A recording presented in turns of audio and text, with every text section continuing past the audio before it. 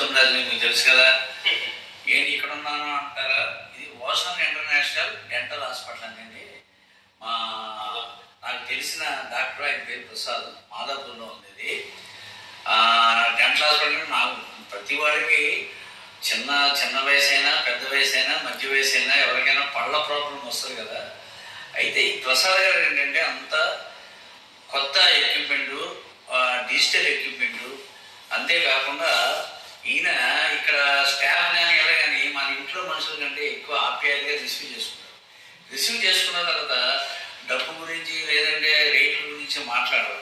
ముందు మన ప్రాబ్లంని ఏంటంటే ఆ ప్రాబ్లంని చాలా చాలా సున్నితంగా దాన్ని డీల్ చేసి మన ప్రాబ్లంని మటుమాయం చేస్తారు.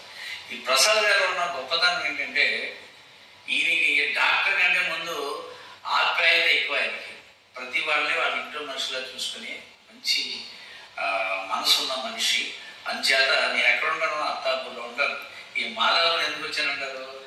ఆయన చూపించే ఆప్యాయత, ఆయన ఆ ట్రీట్మెంట్ ఎలా ఉంటుందంటే అసలు మీకు చేశాడా ఇదేనా మాయా అని అనుకుంటున్నాం. అలా ఉంటుంది. చాలా తక్కువ రేటులో మీకు అనుకూలమైనటువంటి సదుపాయాలన్నీ కూడా చేసి ఈ డెంటల్ హాస్పిటల్లో మీకు డాక్టర్ గారు ట్రీట్మెంట్ ఇస్తారు. కనుక మీరందరూ కూడా అంటే మీరు అనుకోవచ్చు మీ ఫ్రెండ్ కదా, అందుకని ఫ్రెండ్ కాదు, మా అత్తాపూర్ దగ్గర నుంచి మేదీపట్నం ఇవన్నీ గచ్చిపల్లి అన్నింటిలో లేదండి. డాక్టర్ 3 మంది ఉన్నారు కదా, ఎంత దూరం ఎందుకు రావాలి అని అంటే బికాజ్ ట్రీట్మెంట్ బాగుంటుంది. మనకి ఎక్కడ ట్రీట్మెంట్ బాగుంది, ఎక్కడ మనకి ఆ ట్రీట్మెంట్ సాల్వ్ అవుతుందో, ప్రాబ్లం సాల్వ్ అవుతుంది, అక్కడికి కదా